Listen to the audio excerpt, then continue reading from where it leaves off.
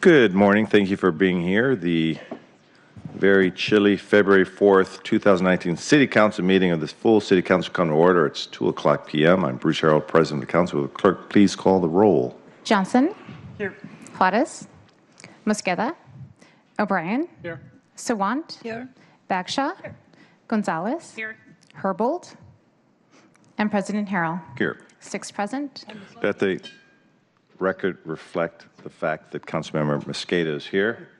I do have some peripheral vision. And if there's no objection, Councilmember Herbold will be excused from today's meeting. Hearing no objection, Councilmember Herbold is excused from today's meeting. And I'll say before we move on to the IRC, I appreciate all of you that could make it here for a public comment to be here. We realize this has been a huge inconvenience for both council members, staff, community members, and a lot of people to be here. We chose to keep the meeting moving because we did have a quorum. But again, I want to acknowledge the fact that it's been more difficult than for some than others to get here, and so appreciate everyone that is here. So if there's no objection, today's introduction and referral calendar will be adopted. Hearing no objection, the introduction and referral calendar is adopted. If there is no objection, the agenda will be adopted. Hearing no objection, the agenda is adopted. Presentations, I don't believe we have any presentations this afternoon, and so we will proceed with public comment on an item that appears on today's agenda or our introduction referral calendar or our City Council's work program. And generally, public comment is extended for 20 minutes according to our rules, and so we will try to stick with that. We have a few people signed up here. We ask that you speak in 2 minutes, and I'll call out 2 people and use the middle mic and this mic to my right, your left. So we'll start off with Alex Finch, and followed by Alex will be Ms. Mikovich.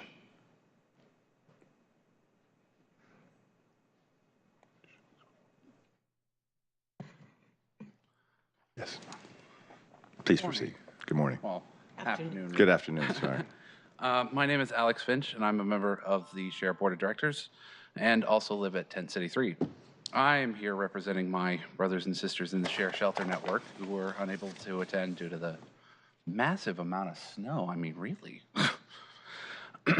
Our history with the mayor's nominee to be the director of the Human Services Department, Jason Johnson, is that he has made our work sheltering people, empowering them, and keeping them alive much harder than it needs to be.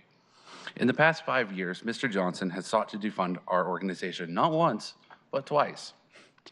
He has tried to put unqualified organizations with no encampment operation experience in charge of 2 of the city's authorized encampments that we, Share Wheel, ran well.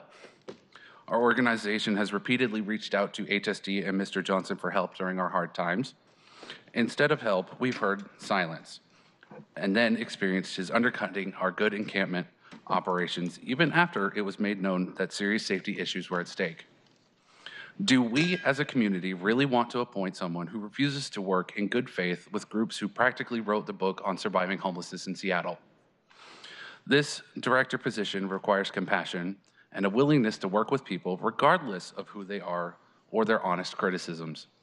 Please pass the resolution to send this nomination back to the mayor so that we can start over and have an open, transparent, honest, real search for the right person for this position. Homeless people and programs and HST staff, too, should have to say who gets nominated. Thank you. Thank you.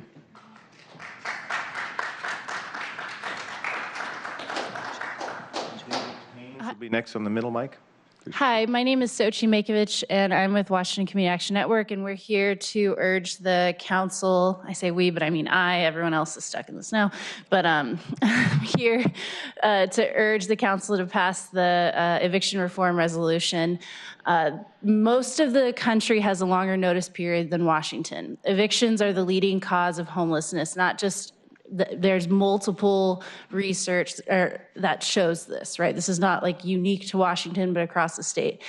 And, you know, in December, I was watching an eviction in South Carolina, and this judge gave the tenant a month to go find an attorney because she was in the hospital. Her family had been there, and he didn't go through with the eviction then. If that would have happened here, just across the street, that person who was hospitalized would have been evicted. like that day, and would have not only been evicted, would have had attorney's fees and court costs put on them with a judgment that had 12% interest. If in South Carolina that doesn't happen, if in Tennessee that doesn't happen, I'm not sure why it happens in Washington. And so I urge you all to to pass this resolution so that we can start taking concrete steps to reform our eviction process, to stop people from falling into homelessness in the first place. And that's it. Thank you. Thank you. David, just one sec. Let me call the next person, if I may. Cody Funderbark? Okay, thank you. You take this mic over here if you don't mind.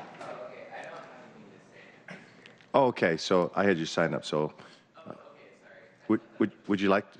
Okay, got it. A lot of people make that mistake, not a problem. So following, then S.N. Finkelstein will be next after this gentleman. It's an outrage the mayor continues to war on the poor while promoting a loyalist to manipulate the data in the media about last year's homeless count by warehousing people in shelters with no food, no shower, no laundry, no bus tickets, nowhere to go, no hot meal, and no housing outreach ever shows up at the city hall or the administrative building or the city Seattle Center area. It's like we need an investigation of the six-figure salaries in the nonprofit social welfare industry that are politically connected and paying people to show up to play the race card, the class card, and be trading the accountability of these social welfare industry hypocrites and subhuman welfare mistreaters instead of acting like we need to blame white people and play the race card continuously with certain council members who are trading their political placards to not hold the social welfare industry accountable, because they want to promote certain re-election campaigns that are failing to hold accountable the six-figure salaries.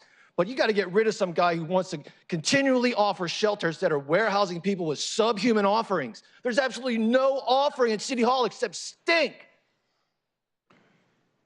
S.N. Finkelstein will be followed by Mary Flowers.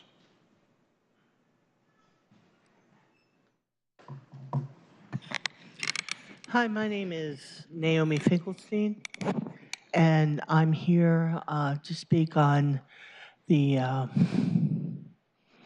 the non-transparent process that the HSD nominee was put forward with.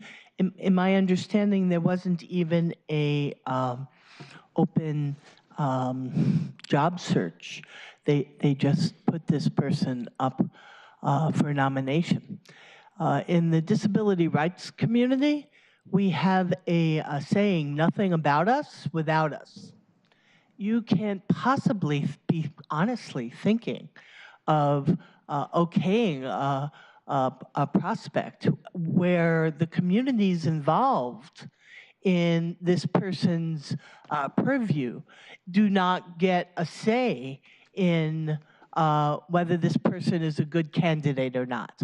I have no confidence in the mayor to have the best interests of disabled people, poor people, homeless people. I don't know who else is under the purview of the HSD department, but at least those people, no confidence whatsoever. She time and again has thrown us under the bus.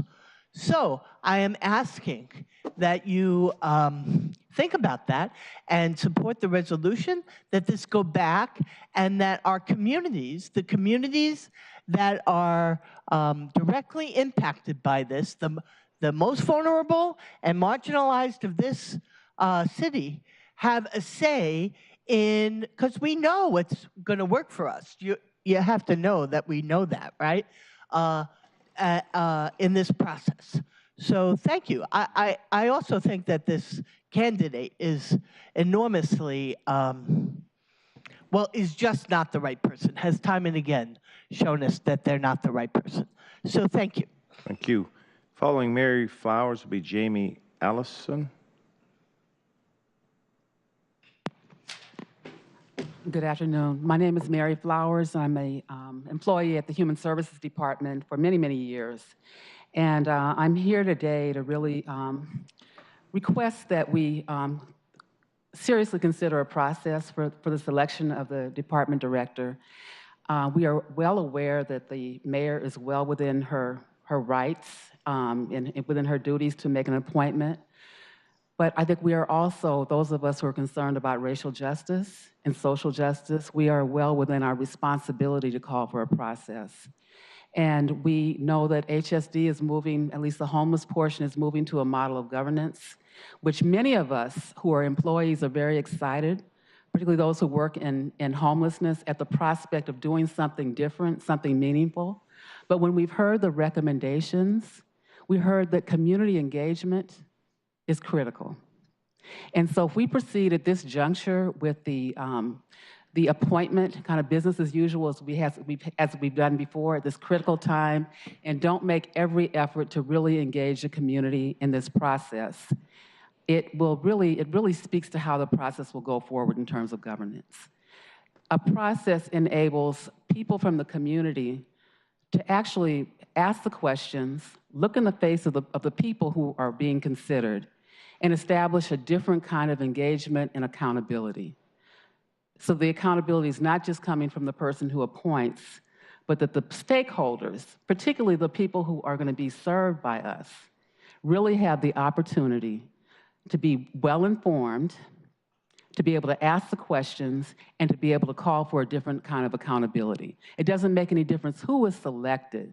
If we are really serious about racial justice, racial equity, we have to have different kinds of processes. And so I love working for HSD. Sometimes I don't like working for HSD. This issue and the way that we're talking about it is divisive for us. There are some people who are very supportive of the mayor's decision. And so we don't want it to split our department because we have very dedicated people there. Thank you, Ms. Flowers. We're at 3 minutes?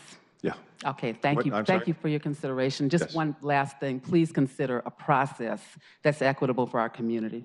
Thank you. Jamie will be followed by Emerson Johnson.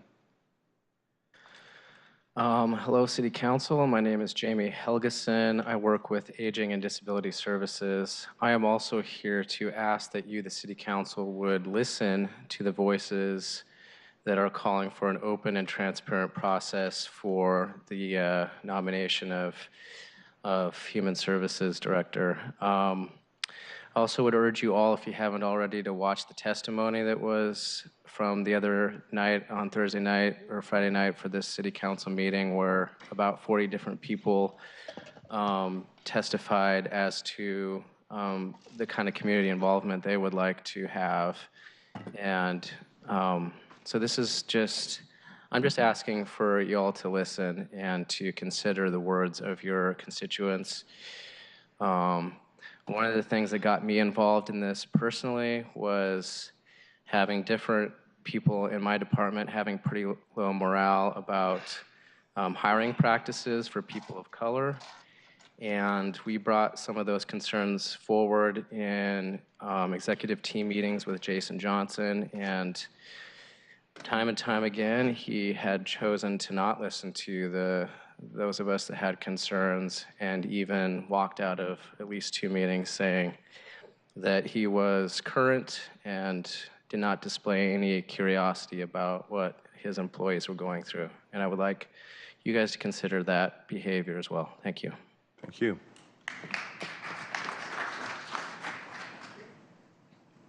Hi there.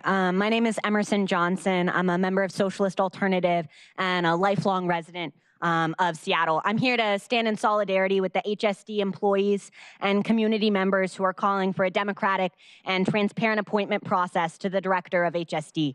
I want to thank Councilmember Sawant for standing in solidarity with these workers and community members and putting forward this resolution. I also want to thank the very brave HSD workers who spoke out against the appointment process and who helped bring to light the lack of transparency in the nomination. We are all deeply aware of the housing crisis we currently face in Seattle, and have time and time again have heard platitudes from Mayor Durkin and many on the council about how they are working tirelessly to resolve this issue. So it's incredibly surprising to me that when the appointment came, that the head of HSD, there was no serious search that was conducted. And I think this is very illustrative of the failed approach that the city has taken countless times in the past toward the housing crisis, to ignore the outcry and solutions presented by those facing the crisis, and to instead push forward their own agenda, which has ultimately failed to provide a solution. Jenny Durkin's failed approach to housing in Seattle does not give me faith in her nomination. We need an honest and transparent search for this position, but we also need a director who will boldly fight to tax big business to build more housing, who will actively work with community members and actually work to fully fund the services that homeless residents need in Seattle. Please support the resolution to send the appointment back to the mayor's office, and find us an HSD director who will actually work to solve the housing crisis. People should also come out on February 12th at 6 p.m. for Councilmember Sawant's committee meeting, where this will continue to be discussed. Thank you. Thank you. Rick Dirksen and Gretchen Waschke. Rick and Gretchen, 1 and 2. Good afternoon. My name is Rick Dirksen. I'm here today as a concerned community member. I live in District 3, which is Councilmember Sawant's district. And I'm here also as a person of faith. I'm involved at Madrona Grace Presbyterian. I also happen to be an ordained minister in the Mennonite tradition, so I'm very committed to doing work ecumenically and across faith boundaries. I'm also here as a parent and grandparent. I moved to Seattle almost 8 years ago, and I can remember very clearly moving here and feeling some pride about moving to a city that had something called a Race and Social Justice Initiative. And what I've learned since then is that the city's commitment to race and social justice has been somewhat spotty. There are times when people seem to take that seriously, and there are other times when people don't seem to take that seriously. And today I want to honor the moral courage and leadership of the change team at the Human Services Department. We as a city are fortunate to have people like that change team as part of our city government. And I would like to be a part of a city. I moved here partly because of what the city stood for. And I just want to be a part of a city that is truly committed in concrete ways to racial justice, to racial equity, to anti-racist work in the city and beyond. And so I'm here to support the request of the Human Services Department change team for an accountable and transparent process. And I really hope that the council will take this seriously and will listen to people like the change team who are holding the city accountable to the commitments that we've already said we are. Thank you, Rick. Represent us as a city. So thank you. Thank you for your comments. Gretchen will be followed by Ellen Anderson. My name is Gretchen Waschke. I am a citizen of Seattle and an employee of the Human Services Department. I actually would like to call attention to an email that Mayor Durkin sent out on Tuesday, January 29th regarding our city values. This is an email that I would assume went citywide to all employees.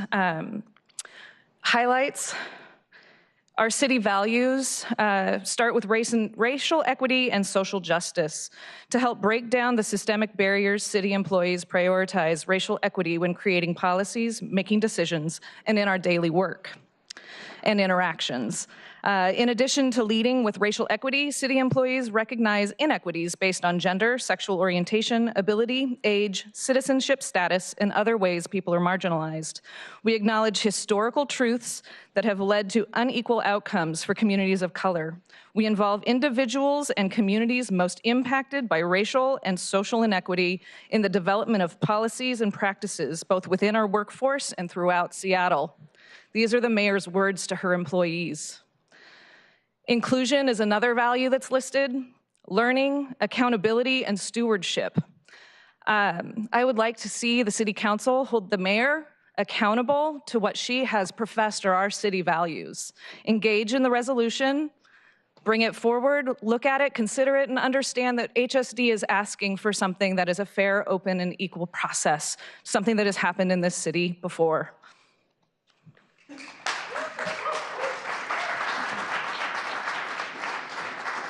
Following Ellen will be Megan Murphy. Sweet. I just want to start out by thanking Sean Swant for bringing forward this resolution. I think that especially more than ever today, the weather outside shows that the housing crisis in Seattle is becoming more urgent than ever. It's terrifyingly cold outside, and it's putting a lot of our houseless neighbors in danger and at serious risk. And we've heard from so many houseless communities, service providers, and employees of HSD that the current proposed director is just not going to be an effective fit for this role. And not just that, but also the process.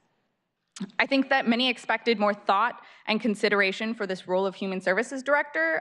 This position is going to have a massive impact on the effectiveness of Seattle's ability to deal with the housing crisis that we face, that we hear time and time again that the city, that the mayor is actively trying to work on as much as possible. And to see that there has been very little open consideration about this role seems like disproving of that those statements.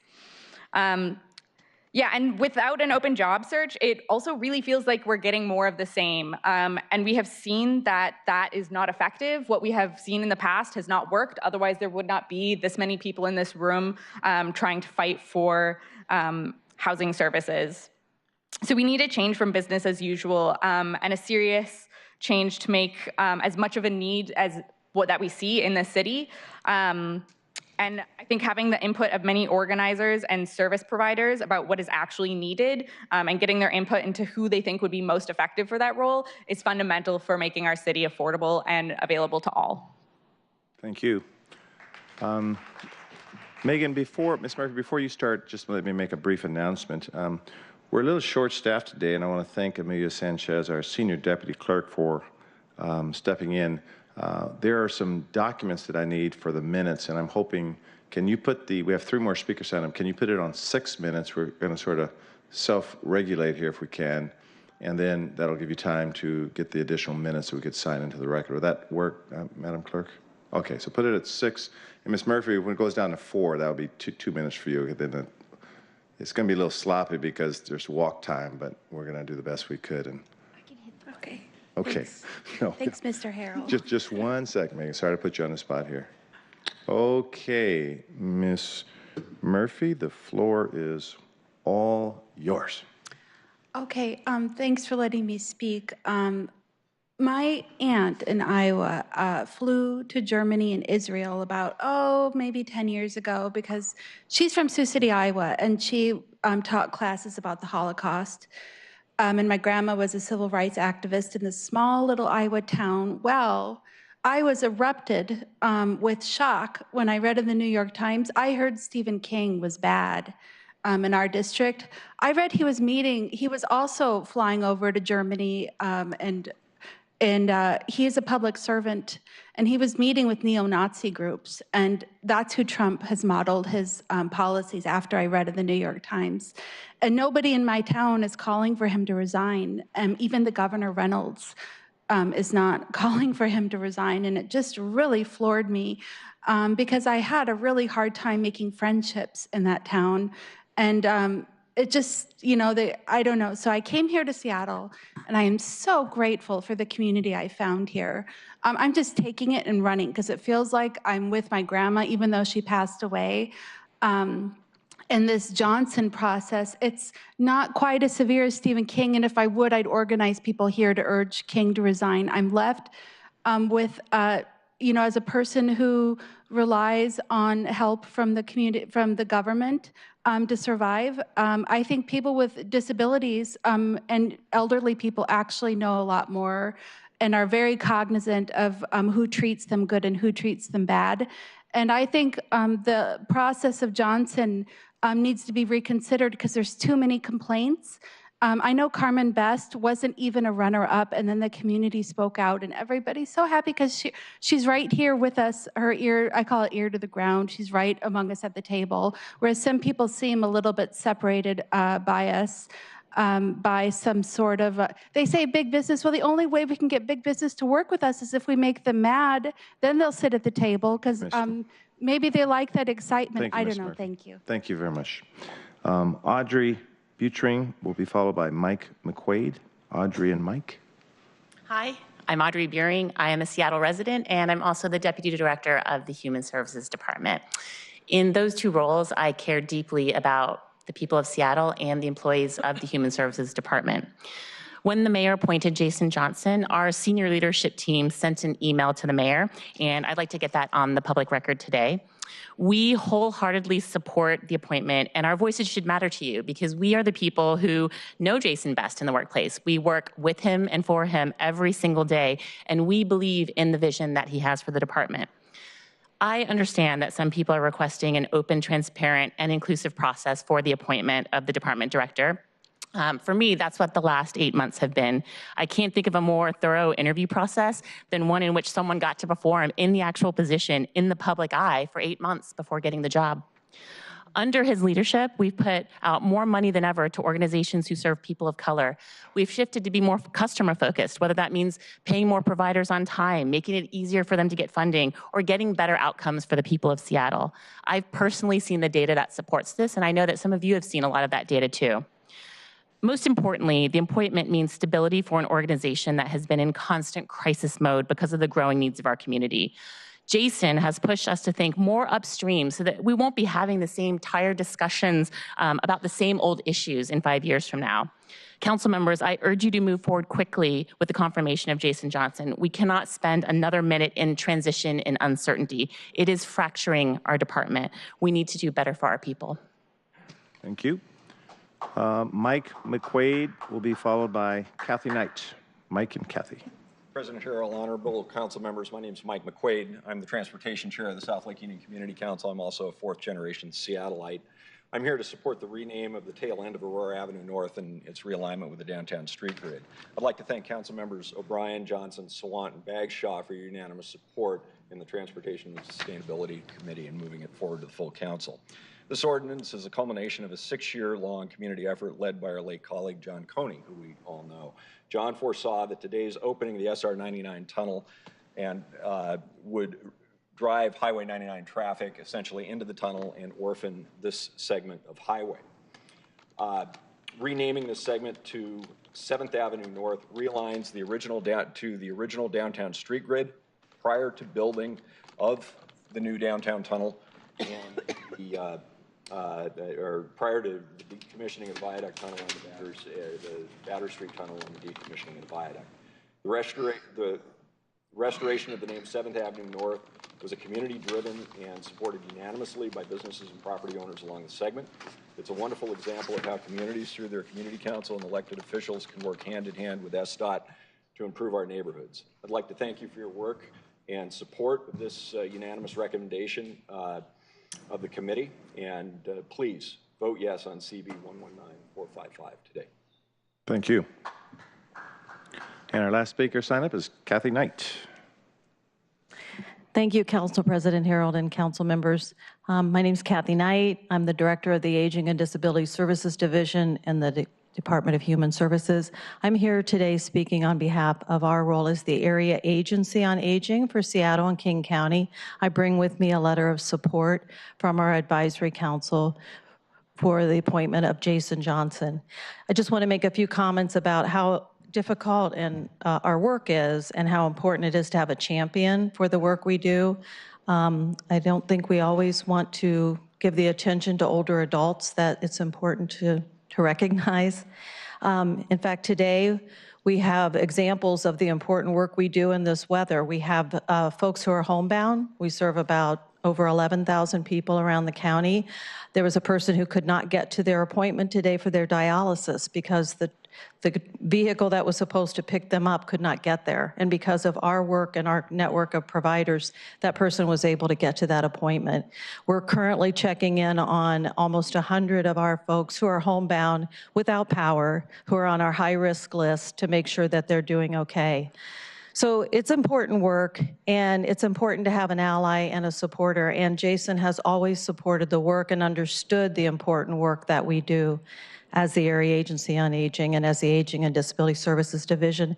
So I'm here today to bring this letter of support and ask that you put it in the public record. Thank you. Okay, thank you all for your comments. That will conclude public comment. I want to go back to the approval of the minutes. The minutes of the January 22nd City Council meetings have been reviewed, and if there's no objection, the minutes will be signed. Hearing no objection, the minutes are being signed. There you go. Thank you, Madam Clerk, for that for having quick feet. Payment of bills, please read the title. Council Bill 119458, appropriating money to pay certain claims and ordering the payment thereof. I move to pass Council Bill 119458. It's been moved and seconded that the bill pass. Are there any comments? Please call the roll on the passage of the bill. Johnson? Aye. Juarez? Aye.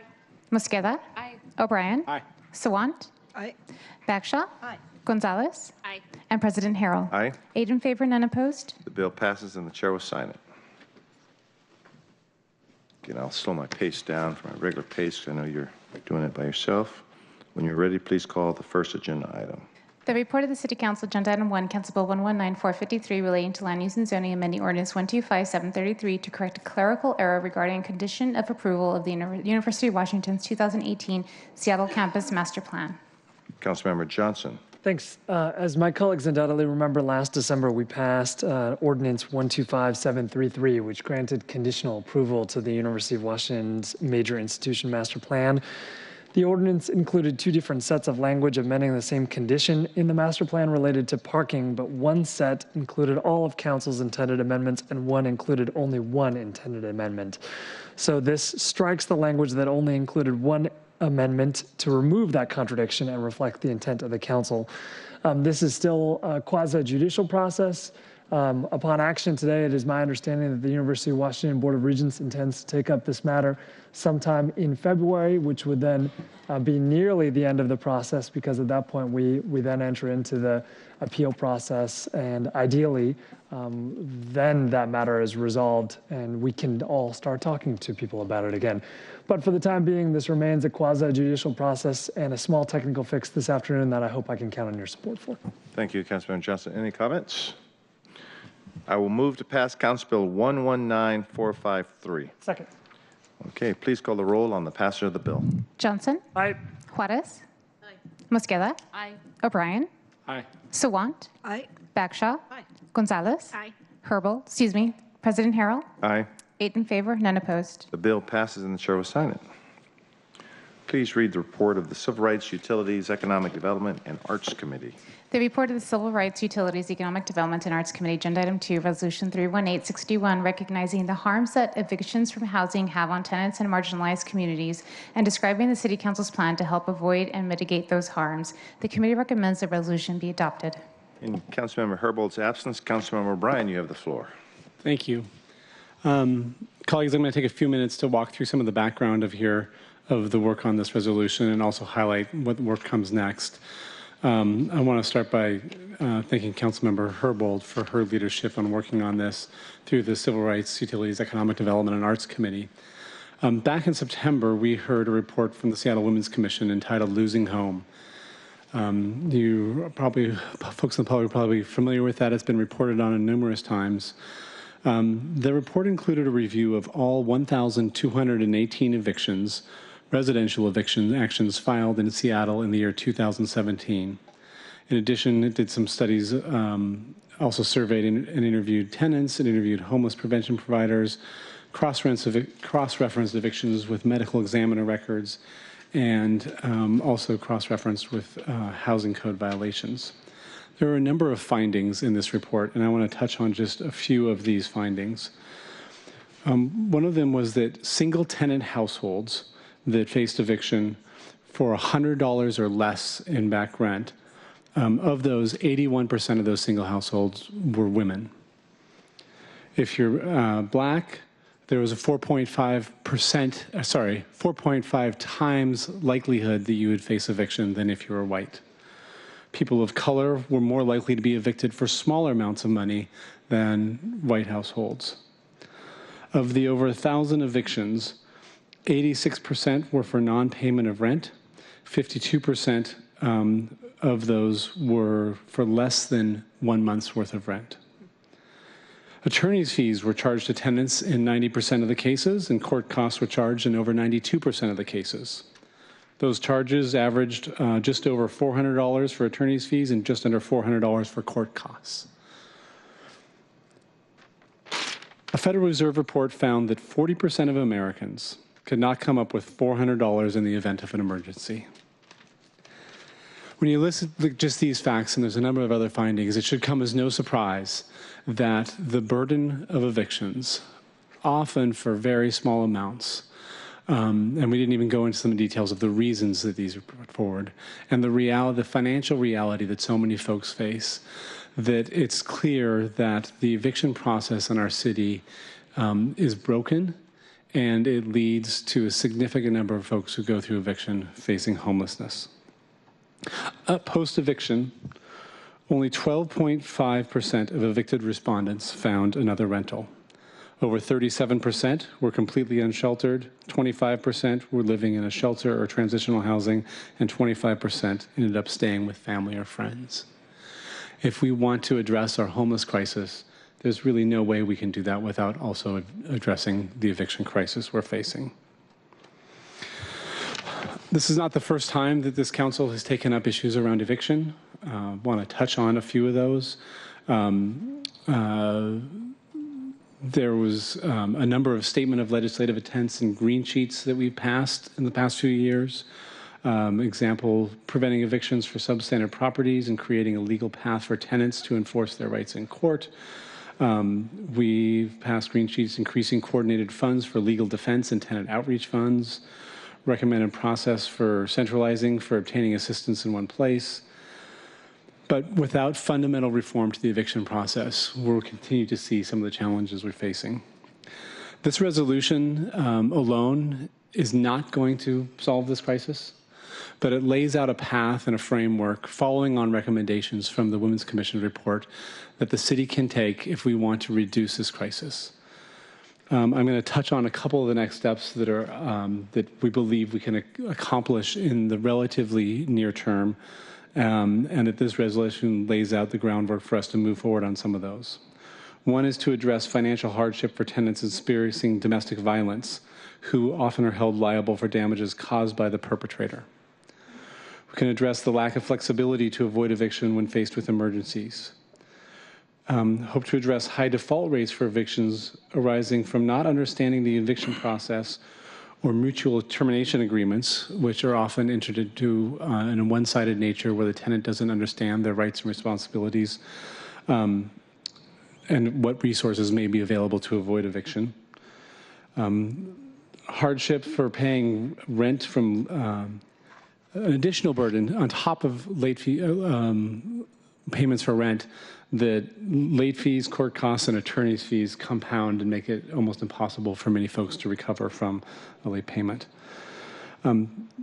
Also, the courts generally have not had the flexibility to exercise judicial discretion to prevent evictions. We heard in public testimony today of a woman in, I believe it was South Carolina, who was in the hospital and so was unable to make payment. In our state, she would have 3 days to pay or vacate, and the reality that someone who was in a hospital would be able to respond to that in any meaningful way is almost nil, likely resulting in our system in an eviction. Whereas in other jurisdictions, there's at least a path where family members or advocates can show up in court, explain the circumstances to a judge, and a judge could say, under these circumstances, I'm not going to proceed with this. Rarely do we see that flexibility in our system. Colleagues, I ask for your support on this resolution. I want to thank the Seattle Women's Commission for their work on making this happen, bringing forward and highlighting this, and recognize that there's a lot of work in front of us. And I want to thank folks in Olympia who are also taking this seriously, in large part because of the work that the Seattle Women's Commission did to highlight some of the circumstances that we face. This is not just, of course, in Seattle, but it's happening throughout the region. I believe Pierce, King, and Snohomish County account for about half of the evictions in Washington State. And so if we were able to address this just in the central Puget Sound region, it would go a long ways to helping the people of the entire state. Thank you. Thank you, Councilmember O'Brien. Councilmember Bagshaw. Thank you. Councilmember O'Brien, I certainly support your work here. Thank you for you and Councilmember Herbold and Sawant for the work you've done in your committee. Can you tell me, when you said that you're working with Olympia, what actions are being taken? Is there legislation that's introduced now, and who are the key sponsors? There are multiple pieces of legislation that are in play in Olympia right now. And I am not going to be able to speak at length to the details of them. The current state law has a 3-day pay or vacate notice. There are bills that would both allow 14 or 21 days. I believe Representative Macri is supporting legislation that would extend it to 21 days, but there's a Republican-sponsored bill that would be 14 days.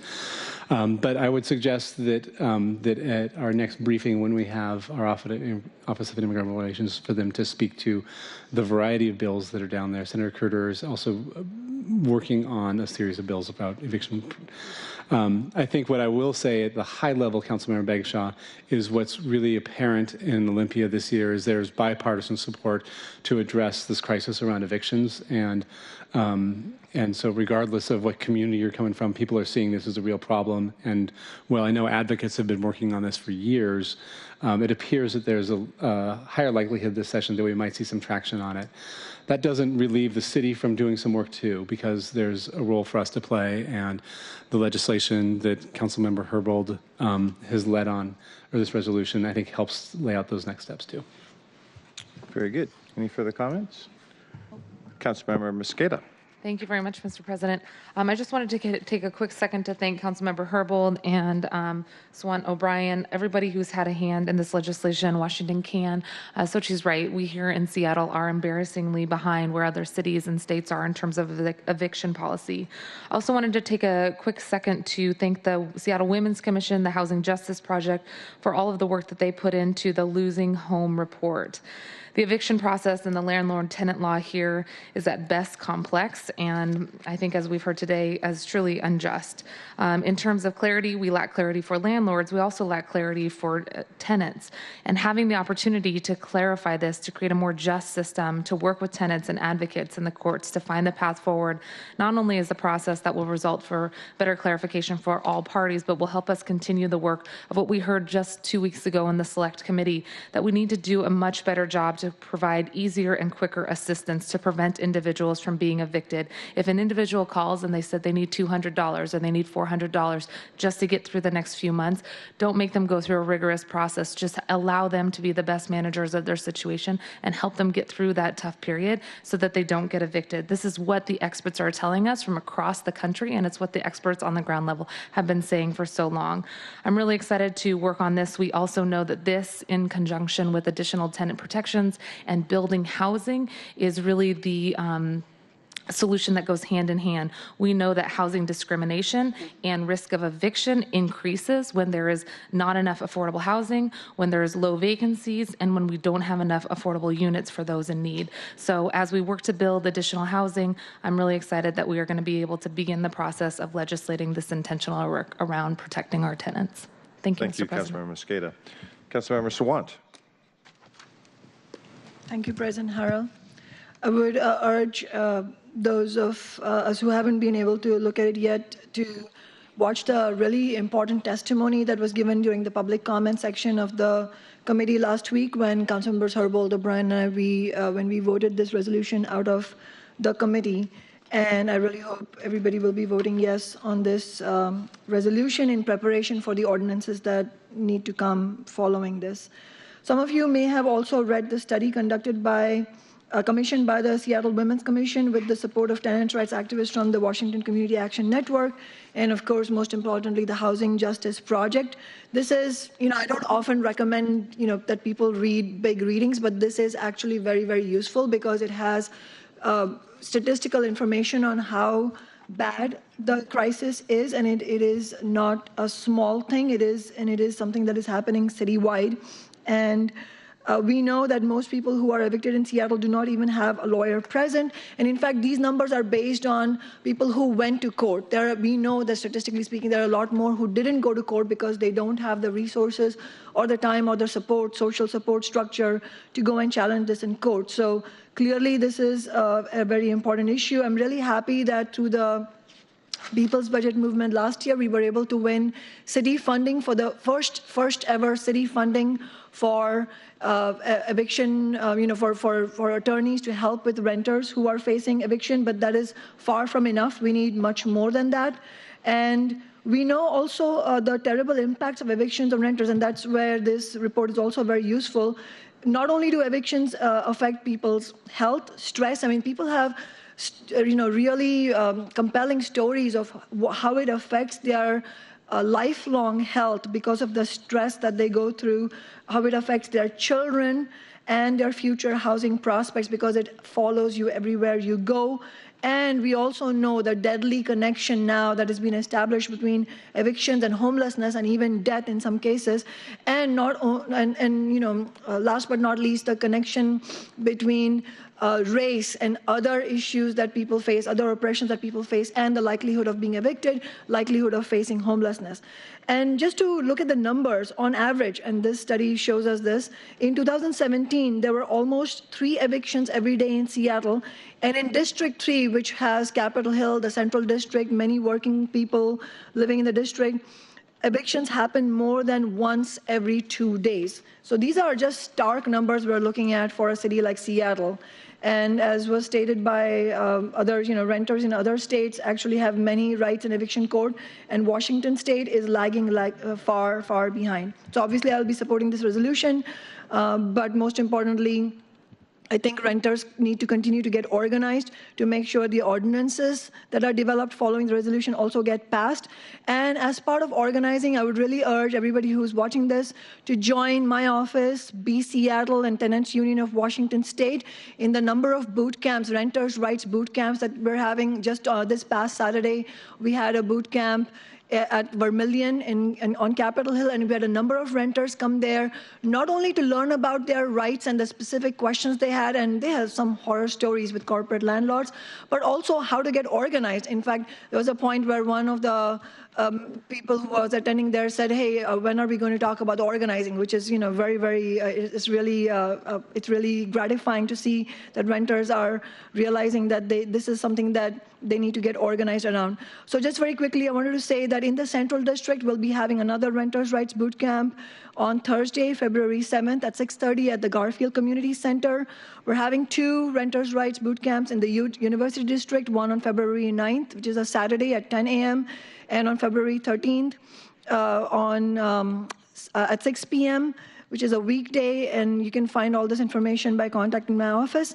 And we're also hosting a special renters' rights boot camp that will focus on LGBTQ questions and how LGBTQ renters can get organized. That will be on Capitol Hill on March 6th, I think. I might be getting that date wrong, but it will be at the Wild Rose Bar on Capitol Hill. So please join us, and let's get organized. Thank you, Councilmember Sawant. Okay, any further comments or questions? Okay, let's take to a vote.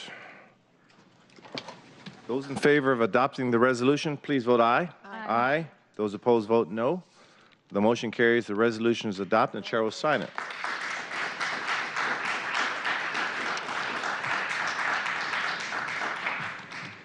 Herbold, if you're watching, that applause is for you too, particularly for you. Please read the next agenda item into the record. The report of the Sustainability and Transportation Committee, Agenda Item 3, Council Bill 119-455, relating to city streets, changing the name of the portion of Aurora Avenue North between Denny Way and Harrison Street to 7th Avenue North, and changing the name of the portions of Aurora Avenue between Battery Street and Denny Way to Borealis Avenue and superseding prior ordinances to the extent inconsistent. The committee recommends the bill pass. Thank you very much. Councilmember O'Brien. So this is an exciting step for folks in the community around the new tunnel opening. Probably more exciting than the tunnel, in fact. The fact that we get to rename these 4 blocks, pretty exciting. So there's 3 blocks between Harrison and Denny that are currently Aurora Avenue. This is as you're heading southbound on Aurora. It's the 3 blocks as you're exiting around the Battery Street Tunnel, which is to be decommissioned. That would be renamed as 7th Avenue, which then continue on a diagonal once it crosses Denny. And heads kind of between where some of Amazon's construction is going. There's another block of Aurora Avenue that extends on the south side of Denny, and that's the block that kind of goes between 2 kind of triangle parcels where the Peak Elephant Car Wash is, and there's a major bus stop there. If we were to rename that also 7th Avenue, that would provide some confusion because it would be 2 7th Avenues next to each other. And so this proposal would name that Borealis. We heard a lot of support from community members who've been working on this for years. Adjacent property owners are supportive, also desire to do this in advance of what is expected to be some redevelopment happening in the neighborhood so that folks move in will inherit the new address as opposed to go through an address change. Councilmember Bagshaw. Quick thanks. Mike McQuaid, thank you to you and the South Lake Union Community Council, everybody who's been working on this for years. I know it's a small thing, but the name Borealis is, first of all, I love it. But secondly, just clarifying for people where they're going after the tunnel opens. Really appreciate your help. Very good. Any further questions? If not, please call the roll on the passage of the bill. Johnson? Aye. Juarez? Mosqueda? Aye. O'Brien? Aye. Sawant? Aye. Bagshaw? Aye. Gonzalez? Aye. And President Harrell? Aye. 8 in favor, none opposed. The bill passes and the chair will sign it. Please read the next agenda item. Agenda item 4, Council Bill 119456, granting National Railroad Passenger Corporation permission to construct, maintain, and operate below-grade utility lines under and across South Holgate Street, east of Occidental Avenue South, and west of 3rd Avenue South, specifying the conditions under which the permit is granted and providing for the acceptance of the permit and conditions. Committee recommends the bill pass. Councilmember O'Brien. Thank you. So that organization is also known as Amtrak, and they are going to have 3 conduits that pass under Holgate. This is for both stormwater, sewer, I should say, and electrical. It'll allow their facility there to use more electric power for the engines when they're idling as opposed to using their diesel engines, and also better treatment of stormwater and wastewater off the site. The council passed a conceptual approval of this a few months ago. It has now been through a more thorough review with the departments, and there are no conflicts, so they're back with this final action. The permit fee, there will be an annual permit fee for 2019. It's a little over $1,000. Thank you, Councilmember O'Brien. Any further comments or questions? Hearing none, please call the roll on the passage of the bill. Johnson? Aye. Juarez? Aye. Mosqueda? Aye. O'Brien? Aye. Sawant? Aye. Bagshaw? Aye. Gonzalez? Aye. And President Harrell? Aye. 8 in favor, none opposed. The bill passed and the chair will sign it. That concludes our agenda. Is there any further business coming for the council? I saw 2 hands. Councilmember Mosqueda and then Councilmember Sawant. Thank you, Mr. President. I have some handouts too. So I would like to pass out for my colleagues, if I might, Mr. President. I know this is a little unusual, but I wanted to make sure that folks had on the record and in hand the opportunity to celebrate the 100-year anniversary of the Seattle General Strike. We have also our archivist from Seattle City Council and the Ledge Department has brought down the archived materials that are outside in the lobby here for folks to take a look at. This is celebrating this week, 100 years ago, began the Seattle General Strike, where for multiple days people came together across sectors and across industries to stand in solidarity.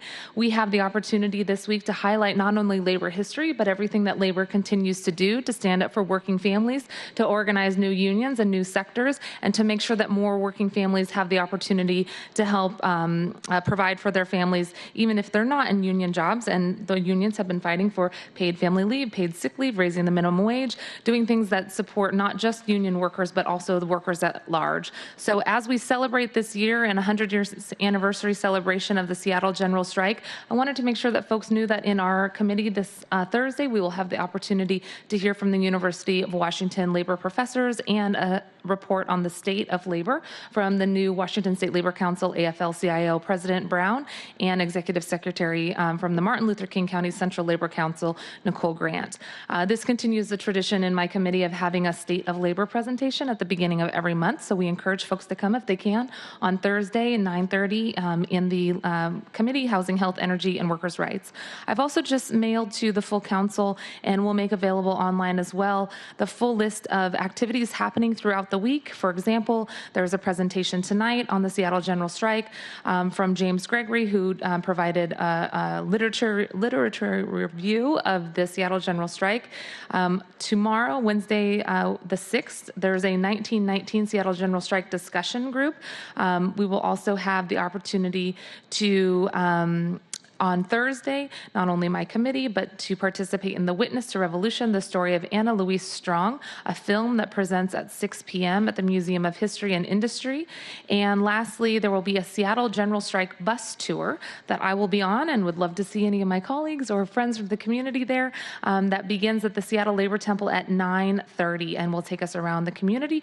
And it will end with an event and celebration, additional history and more information. We can't get enough of our history as we think about organizing for the future on Saturday at 1 p.m. at the Seattle Labor Temple on First Avenue. So I wanted to make sure folks had that. Mr. President, I'm sorry I would have shared that this morning. I know we were all on our way into work various times due to the snow, but it's a really exciting week. And I also want to thank the archivist and Monica's team who brought down the materials for us to take a look at. Please do check it out when you have the chance. Thank you, Councilmember Mosqueda. Councilmember Juarez. I just remembered I need to be excused for this coming Monday, Okay. February 11th. Okay, before I When- I move mean- that, Thank you. were there any comments on Councilmember Mosqueda's information she shared? I want to make sure we close the loop. Thank you, Councilmember Mosqueda, for that. February 7, 9:30, Seattle City Hall. Got it. So Councilmember Juarez has moved to be excused for February 11th. Is there a second? All those in favor say aye. Aye. Opposed? The ayes have it. Thank you, Councilmember Juarez. Councilmember Swan. Thank you. I have two things to bring up. One is the next meeting of the Human Services, Renters' Rights, and Equitable Development Committee will be held on Tuesday at 6 p.m. That is February 12th. And that is the meeting at which we will take up the resolution that is recommending an inclusive and transparent approach for the appointment of the Director of the Human Services Department. So that's Tuesday, February 12th at 6 p.m. And if I might go ahead. That's a special meeting at 6 p.m. It is, yeah, I mean, it was the regular day, but we're just moving the time because we've heard repeatedly from community members that there be after hours. Got it. And then if I might move to the next item, I would like to be excused from the City Council meeting on Monday, February 18th. It's been moved and seconded that Councilmember Swan be excused on February 18th. I think, is it a Tuesday? Is that a Tuesday because of the 3-day weekend? So is 18th the right number? 19th. It'll be 19th. Okay. Oh, then I don't need to be excused. Okay, so she'll we didn't move it, so okay. Better than So Monday. 18th is good. Okay, any further business come for the council? If not, we stand adjourned, and everyone try to have a great rest of the afternoon with this weather.